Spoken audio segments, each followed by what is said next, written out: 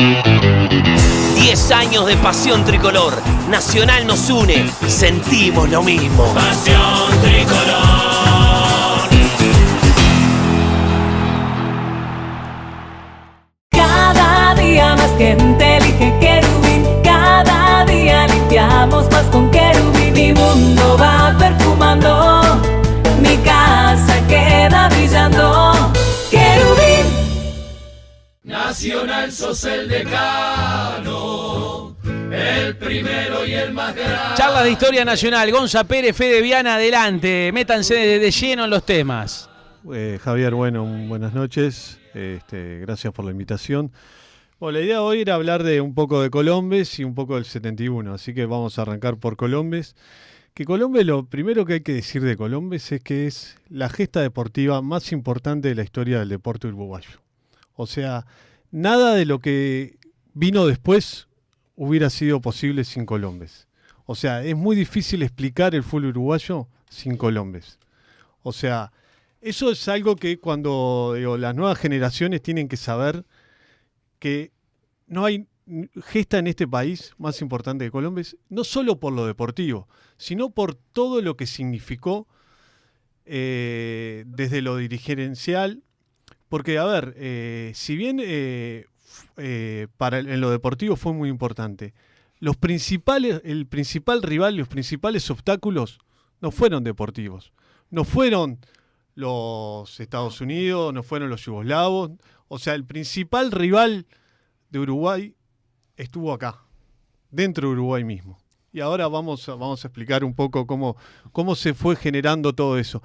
A ver, el primer obstáculo, esta historia comenzó en la Copa América del 23, cuando Uruguay organiza la Copa América del 23, ya se arranca con el inconveniente que el 5 de marzo, el Parque Central, que era el mejor escenario deportivo por entonces, se incendia, es devorado por el fuego y rápidamente Nacional debe reconstruir el Parque Central para poder albergar la Copa América.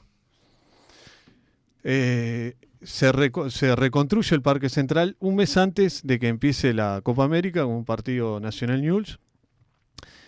Y el Parque Central queda pronto para la Copa América. ¿Qué año estamos hablando? Esto estamos hablando de 1923. Que esa Copa América es la que Narancio le promete antes a los jugadores que si salen campeones, él los lleva a los Juegos Olímpicos. Narancio que en ese momento era presidente de la AUF. Bien, que había sido presidente nacional. No, todavía no. Había estado dentro del grupo de fundadores de Nacional. Fue uno de los socios fundadores el 14 de mayo de 1899. Y Narancio agarra la presidencia de la AUF en septiembre, unos poquitos meses antes de la Copa América del 23. Algo que hoy sería impensado, que alguien identificado con Nacional sea presidente de la AUF. Bueno, hasta esa época él se había mantenido en cierto modo neutral. Ajá. O sea, si bien todos conocían la afiliación de él, todavía no había ejercido cargos de importancia dentro del club. Bueno, entonces Narancio promete a los jugadores que los lleva a los Juegos Olímpicos y los jugadores cumplen, ganan la Copa América después de ganarle a Brasil y a Paraguay. En el Gran Parque Central. Sí, exacto. Totalmente remodelado. Le ganan la final a Argentina y van. Y ahí Narancio se ve en la obligación de cumplir la promesa. Rápidamente le encarga a Enrique Buero, que era el cónsul de Uruguay. Era el ministro plenipotenciario de Uruguay en Suiza. En Suiza. Suiza, bueno. Y que se encargue de la afiliación de Uruguay a la FIFA. Y a su vez decide mandar, que esto es una jugada brillante de Narancio, o sea, una persona con una visión, que inmediatamente decide mandar un delegado a Europa. Y manda a Casto Martínez Laguarda, que en ese momento era un ex diputado y era dirigente de la AUF. Casto Martínez Laguarda es oriundo de San José, fue un fundador de la Liga de San José. Fue el estadio de San José. Sí, exacto. El estadio lleva su nombre. Y ¿cuál era la misión de Casto Martínez Laguarda en Europa? Concretar una gira previa con algunos partidos en España para solventar la estadía. Casto Martínez Laguarda llega y gestiona varios partidos. Al comienzo no tiene buena receptividad hasta que consigue algunos partidos para jugar con los vascos, contra el Deportivo La Coruña. En definitiva concreta 9 partidos. Cuando tiene los 9 partidos concretados, con que le iban a permitir a Uruguay costear la estadía, manda un comunicado, un telegrama avisando que estaba pronto para que Uruguay fuera. Ahí surge un inconveniente que es la parte económica. Había un proyecto de ley que había entrado al Parlamento por el cual el gobierno se comprometía a ayudar a la AUF para que viajara. Este proyecto de ley no es aprobado en el Parlamento. Rápidamente... ¿Habrán metido la cuchara a los que estaban afuera y expulsados? Evidentemente, totalmente. Claro. A ver, eso me parece importante aclararlo. No, había un cuadro que estaba expulsado de la AUF. Eso era lo que iba. A ver, eso era lo que iba. Cuando hoy hablaba de los principales obstáculos, no fueron los europeos, no fueron ni Holanda, no fue ni Estados Unidos. El principal rival estuvo acá. El principal obstáculo... Hay no que fue decirlo lo único. claramente, Claro. el principal obstáculo entonces para A que ver, Uruguay vaya a los Olímpicos el 24 ¿Qué fue el pasó? Club Atlético Peñarol, entonces, en aquel momento. A ver, por lo pronto su presidente, que era alguien metido en el riñón político del Partido Colorado, que era que era el partido de gobierno, y que movió sus influencias para que ese proyecto de ley no saliera. Y Uruguay no tenía la plata para viajar.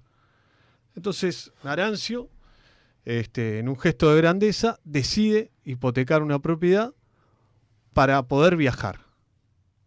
Pero evidentemente la plata no le dio con lo de la hipoteca y va en busca a golpear la única puerta que podía golpear en esos momentos, que era la puerta del presidente de Nacional, Numa Pesquera. A ver, ¿por qué? Porque Nacional era el principal club en ese momento que estaba en la AUF, porque ya Peñarol no estaba. O sea, era el sostén de la AUF era Nacional. Entonces, se entrevista con Numa Pesquera y Numa Pesquera le saca un cheque en blanco y le dice, llenalo con lo que falte. Numa Pesquera, presidente de Nacional.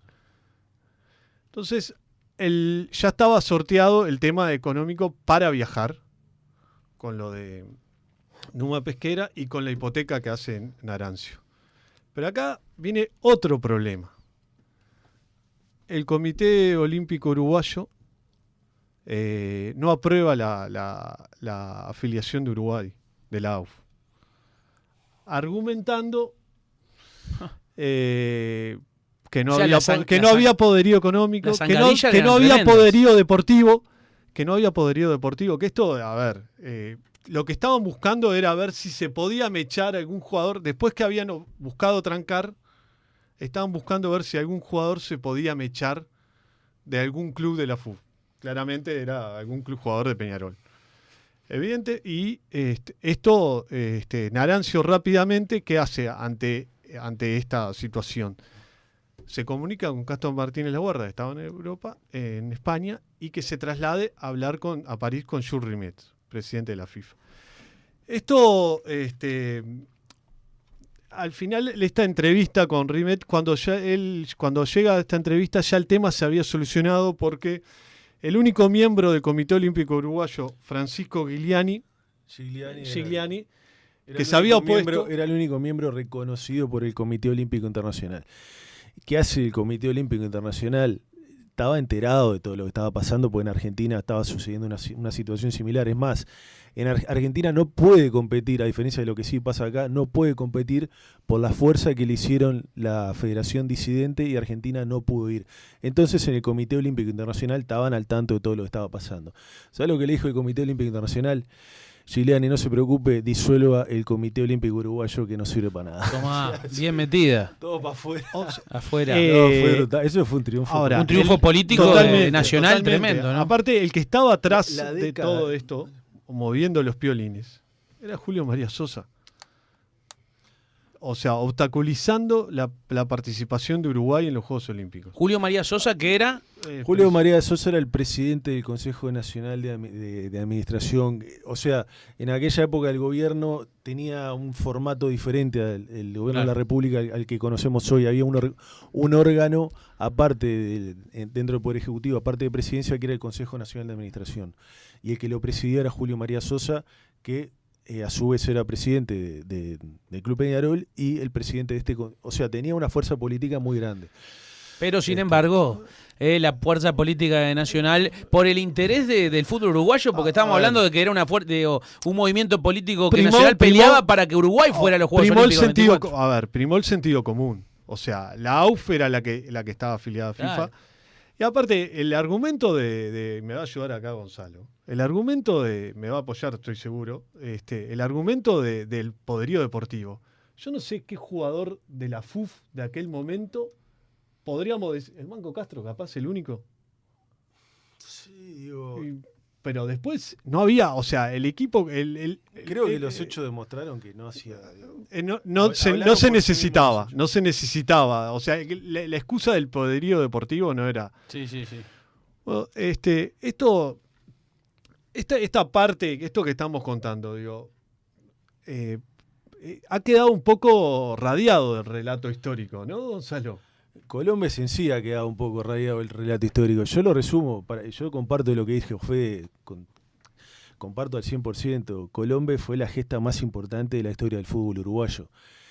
¿Qué fue Colombes? Colombes fue el que dio a conocer el fútbol sudamericano al mundo. ¿Ah? La primera vez que un equipo sudamericano juega en Europa es en ese año 24 en la gira previa. Es Uruguay el 10 de abril. En la gira previa a Colombes. Es la primera vez que un equipo sudamericano juega el fútbol en Europa. O sea, la gesta de Colombes dio a conocer al fútbol sudamericano al mundo. Pero hizo algo mucho más importante para Uruguay. Dio a conocer a Uruguay al mundo. El nombre de Uruguay en el mundo no existía. O sea, contextualicémonos en aquella época. Uruguay se conoce gracias al fútbol y en gran medida gracias a Colombes. Fue el principal embajador de nuestra patria en el mundo. Fueron aquellos jugadores y aquella delegación que fue a Colombes. A partir de ahí, el mundo conoció a Uruguay, no solo como fútbol, sino como país. ¿Ah?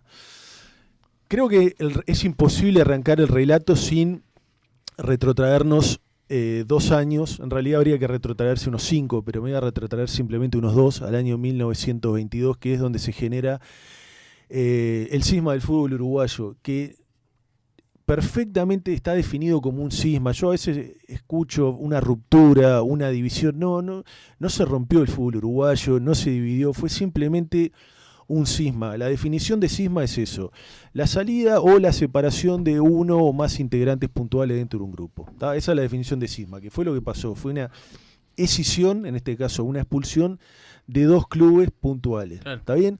El resto de la estructura del fútbol uruguayo siguió funcionando, siguió gozando de excelente salud y los resultados lo demuestran. Es más, ahí en ese momento, luego del cisma, arranca el ciclo más glorioso de la historia del fútbol uruguayo, que lamentablemente no se volvió a repetir hasta hoy. ¿Está bien? Bien. 1922 son expulsados estos 2 clubes, forman una federación disidente.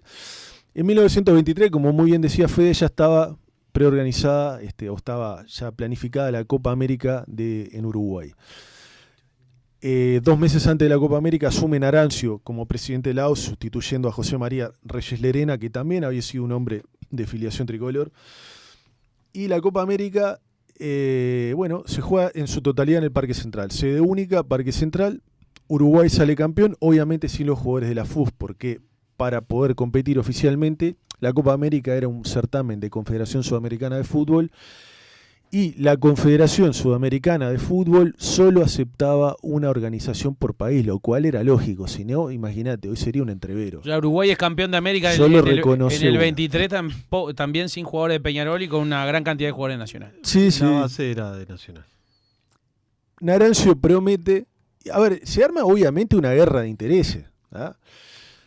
Y Narancio promete, ¿verdad?, para fortalecer aún más el prestigio de la AUF, que si estos jugadores eran campeones de América, los iba a llevar a los Juegos Olímpicos de Colombia de 1924. Qué motivación, ¿no? Una tremenda motivación, pero el tiempo era muy escaso. Uruguay, una de las cosas que había hecho José María Reyes Lerena, el presidente anterior, que insisto también era de filiación de Nacional, a mediados del año 23 había logrado la afiliación directa de la AUF a la FIFA. ¿Bien? Bien. La FIFA es un organismo que hoy todos conocemos, ya existía desde 1904, se funda como Consejo de Ámsterdam. O sea que Uruguay pertenece a la FIFA desde... No, indirectamente. Lo que pasa es que la afiliación de Uruguay se hacía a través de la liga inglesa, era como una jugada, una afiliación a dos bandas. Es un poco complejo de explicar ahora por radio, pero ya estaba afiliado a FIFA, pero ahora logra la afiliación directa. ¿Está bien? Esto se logra justito ahí sobre la campana cuando se estaba generando la asamblea de FIFA en Europa, y José María Reyes Lerena pide de urgencia a Buero, que era este ministro plenipotenciario de Uruguay en Europa, que lograra la afiliación de Uruguay, y la logra, y eso fue un golpe enorme, tanto para la AUF a favor como para los disidentes de la FUF en contra. ¿Está bien? Bueno, ahí Uruguay ya tenía atada, digamos, el tema de la afiliación y el poder concurrir a Colombia, pero fue todo muy entreverado. Como bien decía Fede, se le negaron los fondos desde el Parlamento, y realmente a duras penas con estas dos donaciones de estos dirigentes de Nacional, uno Naranjo, que era el dirigente de la AUF, y el otro Numa Pesquera. Con un gesto tremendo, o sea, nunca visto en el fútbol hasta ese momento. Nunca visto. Logra conseguir 23 pasajes de clase baja, de tercera clase, en la más económica. Fue lo que se pudo lograr. Y bueno, ahí nace la odisea de ir a Colombia. A ver, toda esta época tuvo un factor común. Algo importante también en esto, para ver la parte económica. Esto me lo contó la hija misma de Massali, que en su momento Naranjo se le acercó a Massali y le dijo si él nos animaba a dirigir, a entrenar a sus compañeros, porque no había plata para un preparador físico. Y era muy probable que en el viaje los jugadores perdieran la forma física. Esto te marca, en la pobreza franciscana que se viajó. Sí. O sea, los recursos eran hasta el último peso. Hacían carreras de postas en la cubierta del barco. Yo tengo la crónica del capitán del barco de Cirade, que bueno, fue la cosa más gloriosa que le pasó ese viaje con los uruguayos. Están las narraciones, las crónicas, realmente te emociona verlo. Pero en todo ese periodo estuvo signado por la supremacía política de Nacional en el fútbol uruguayo, y en esta puja de intereses que se dan fue la peor derrota política en la historia del tradicional rival. Es más, el único golpe que logra asestar la FUF a la AUF, el único golpe que le logra asestar es este de negarle los recursos del Parlamento.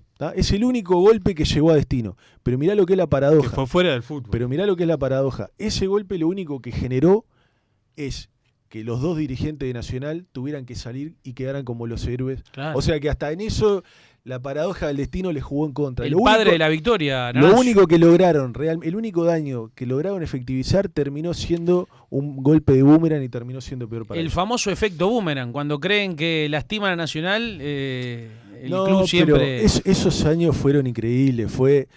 Me animaría a decir que pocas veces hubo tanta distancia entre un club grande y el otro. Es más, cuando se da el laudo en el año 26, más que un laudo, es un rescate. Es un rescate de Peñarol, porque si seguía esa situación 5 años más, lo perdíamos, hubo que rescatarlo, porque esa es la verdad.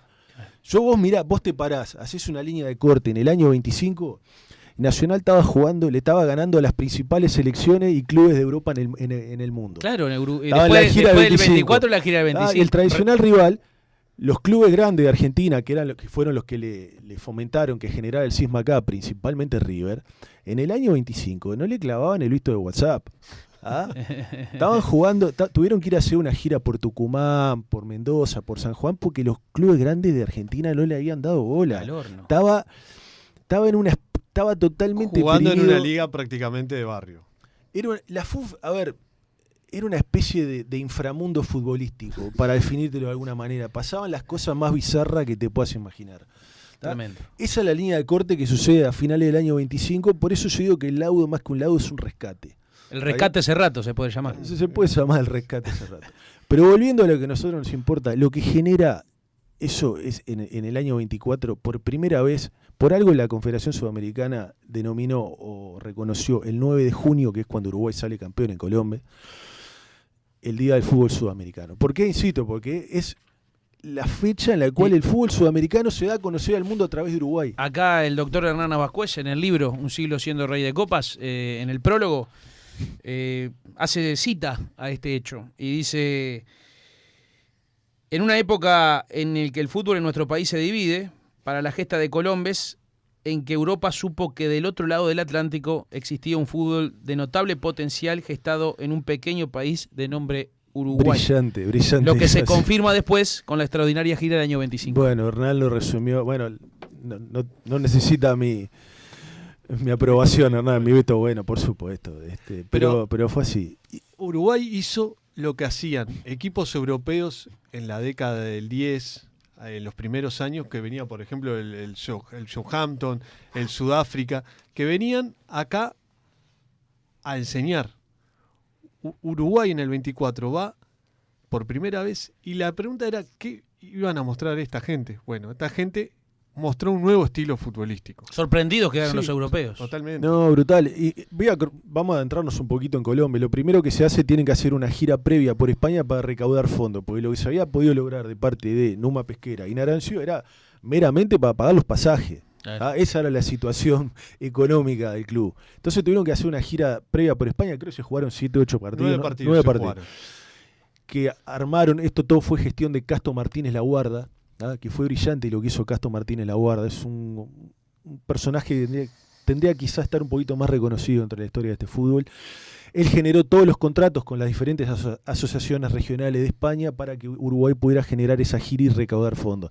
En alguna iba con la mitad de la recaudación, en otra arreglaban un dinero en pesetas, pero todo ese dinero que recoge Uruguay, gracias a la gestión de Casto Martínez Laguarda, es la que después le permite hacer la estadía en París y bueno, hacer poder jugar las Olimpiadas. Se jugaron 9 partidos y Uruguay ganó los 9. Atención. Contra el Athletic de Bilbao, contra el Atlético de Madrid, el Racing Club de París, Celta de Vigo. Racing de Santander. Jugaron en La Coruña. No, es un Racing de Madrid. Es Racing de Madrid.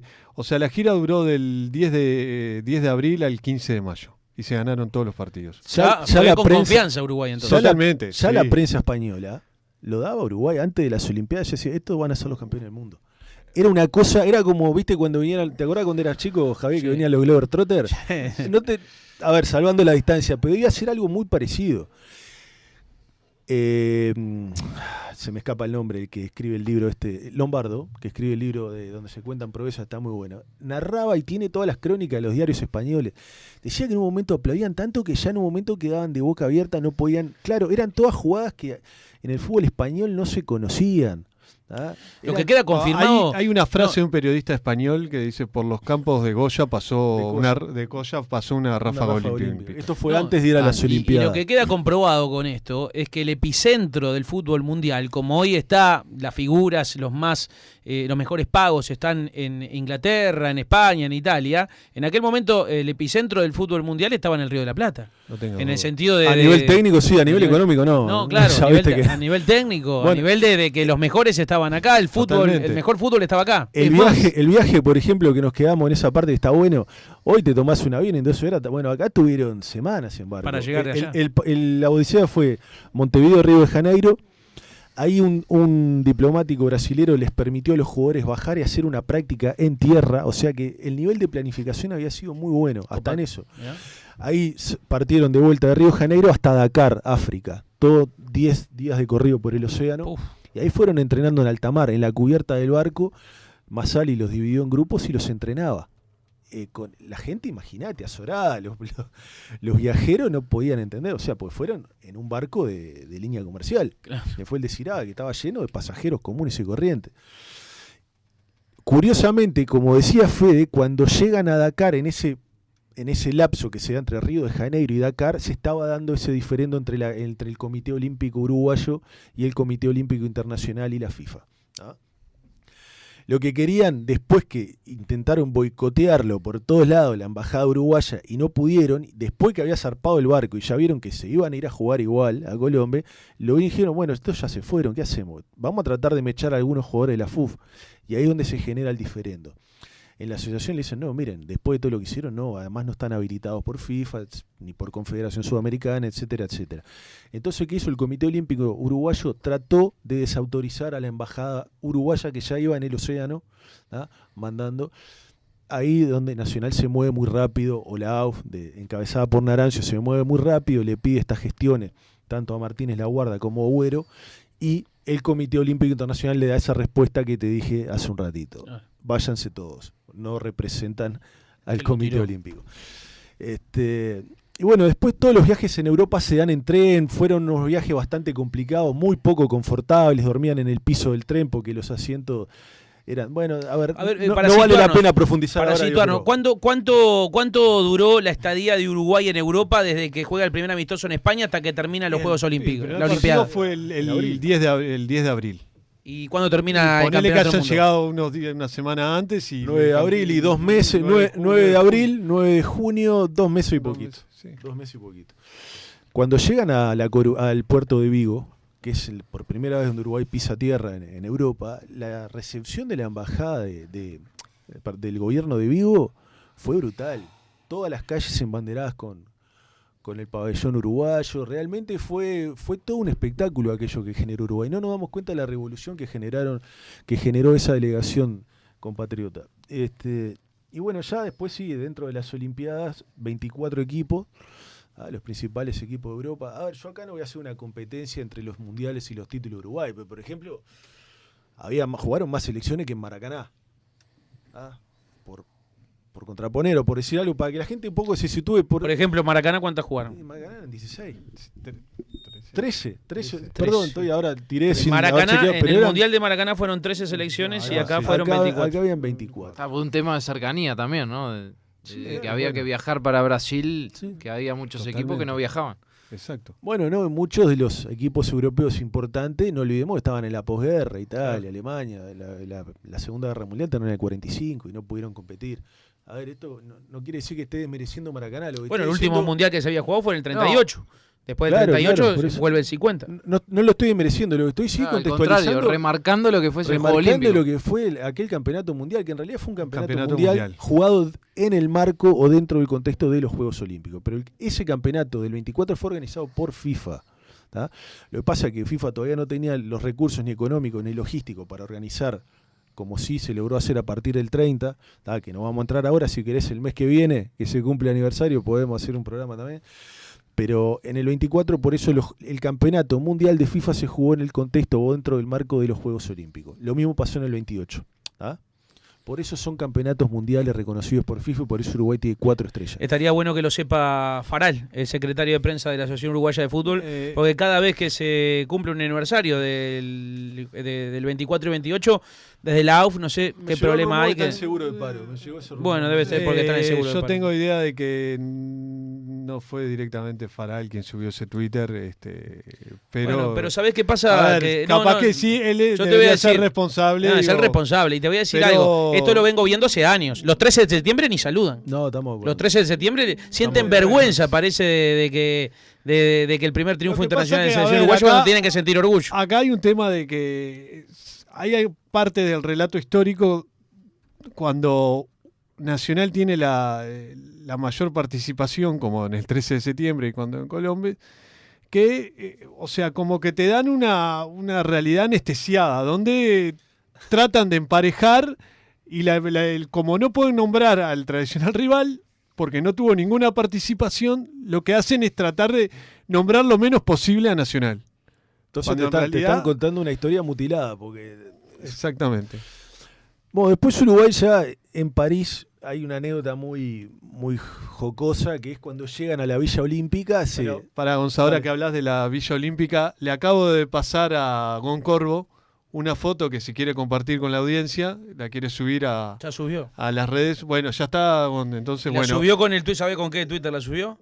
El principal obstáculo que tuvo Uruguay para ir a Colombia estuvo acá en nuestro país y fue el presidente de Peñarol. Ese club estaba fuera de la AUF y movió sus influencias. Bueno, se puede ver en esa foto, está bueno que vean el detalle, es cuando Uruguay llega recién a Colombia. Sí, señor. Están en una charla de camaradería y se puede ver, le pedí a la audiencia que se fije los sacos que está usando Uruguay en Colombia. Con la escarapela. Con el escudo nacional. Con el escudo nacional.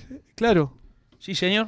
Es más, ahí le pasé también, esos sacos fueron usados por primera vez por Nacional en 1923 en el partido con Newell's Old Boys de Rosario, cuando se reinauguró el parque.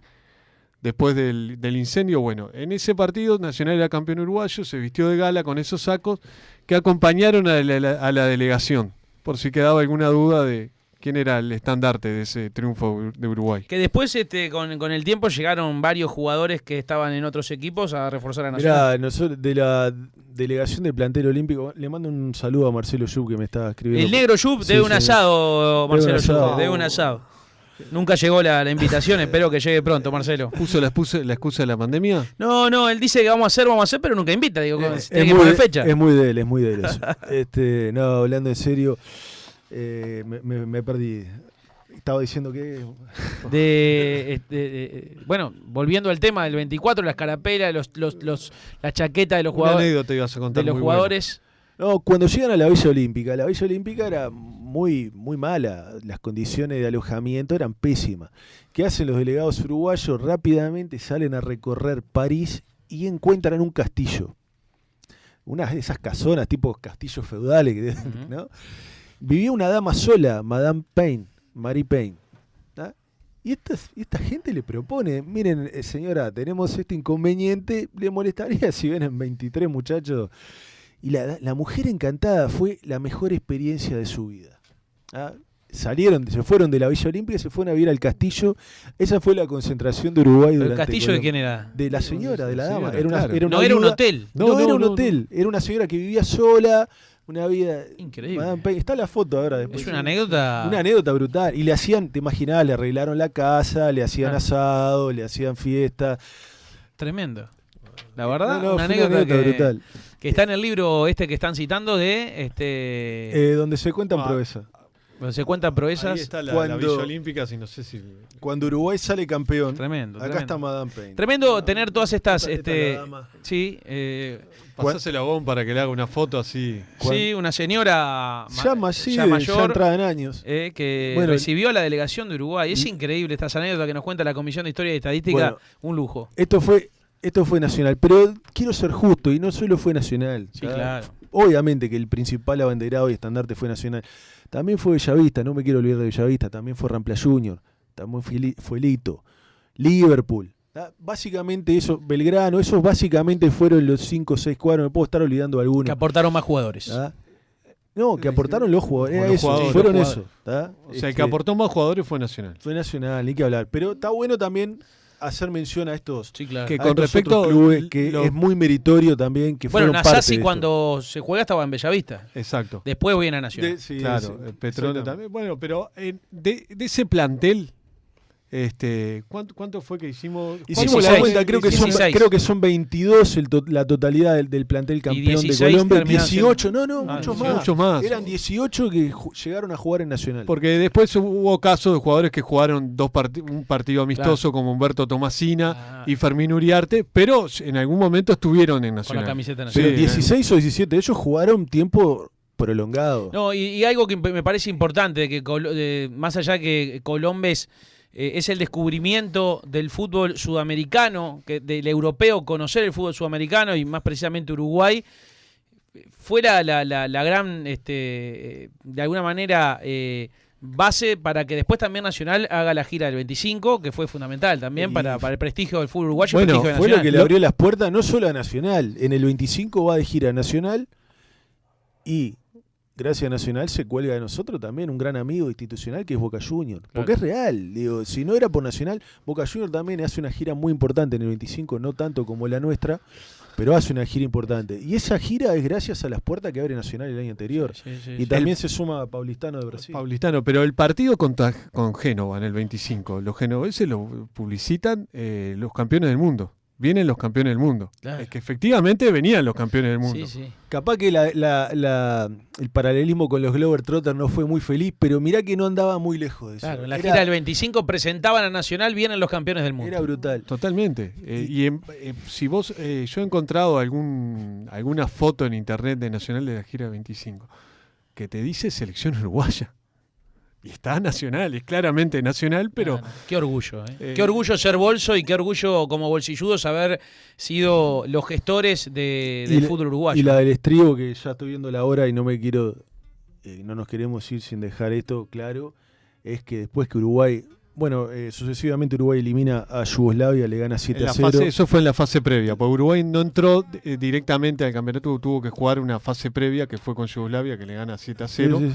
Después viene con Estados Unidos 3-0. Después le toca jugar contra los locales, contra los anfitriones, con Francia, y lo tiene que eliminar, lo elimina 5-1. Los franceses se querían morir, habían hecho de todo para permitir. 5-1 le ganó a Francia. Jules Rimet, y los no todo para que Uruguay Je fuera. parle francés. Después viene Holanda, Holanda, que fue el rival, el que le hizo fuerte a Uruguay. El que se le plantó firme fue Holanda, que empezó ganando Holanda. Uruguay ganamos a pocos minutos final, lo lo empata Sea y el otro lo hace Petrone, creo que es, ¿no? No me acuerdo ahora, pero viste que falta 9 del final. Viste hoy que Javier te decía que los principales obstáculos no fueron los deportivos. Sí, señor. Fueron otros. Y si uno analiza los resultados, salvo Holanda fue el único que se le plantó firme a Uruguay.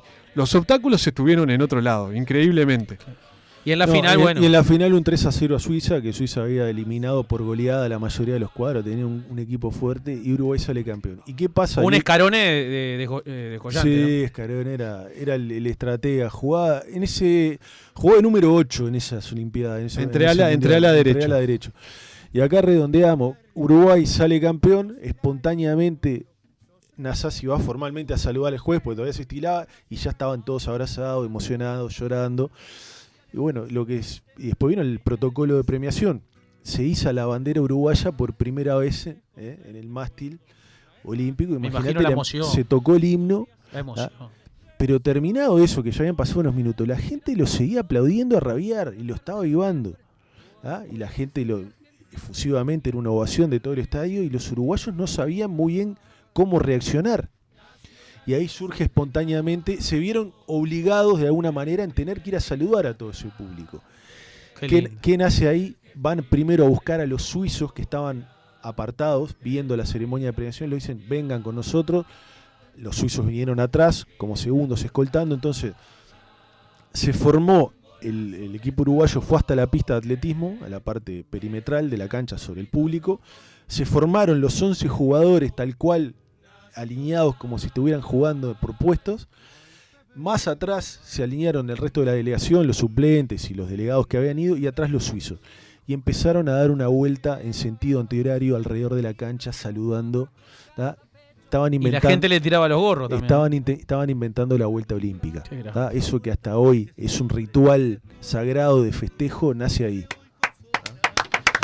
Tenemos donde nació la palabra hincha, el primer hincha del mundo, y Uruguay, donde se inventó la vuelta olímpica con la base de los jugadores de Nacional que gestó esta posibilidad. Por eso es el mes de la vuelta olímpica de Nacional, es algo que se está promocionando, lo habrán visto en las redes. El mes de la vuelta. Y cuando en un momento, algo anecdótico, cuando llegan a la parte donde estaban un montón de ciudadanos y hinchas españoles, los españoles le empezaron a tirar los sombreros y flores como a los toreros. Y fue algo muy curioso, eso está filmado todavía, los jugadores algunos se los quedaron, los devolvían, pero estaban inventando nada más y nada menos que la vuelta olímpica, que mantiene todos sus rasgos característicos 90 años después, se sigue dando después de la ceremonia de premiación en sentido antihorario. La única diferencia es que hoy solo la dan los campeones y hoy se da un poco al trote, en aquella época se dio caminando, pero es la misma vuelta olímpica que se mantiene.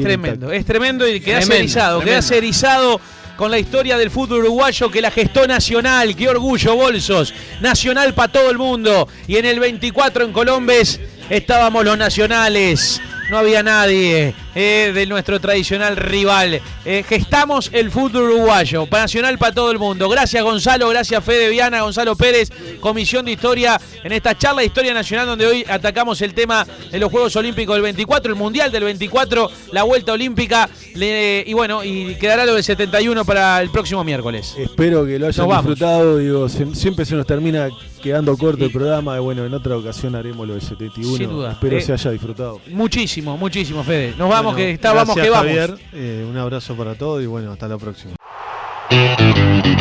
Pasión Tricolor, 10 años transmitiendo emociones. Nacional nos une. Pasión Tricolor.